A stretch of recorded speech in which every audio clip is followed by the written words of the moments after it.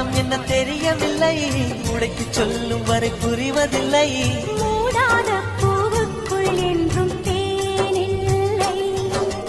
பெண் கிளியே, பெண் கிளியே, பாடுகிறேன் ஒரு பாட்டு.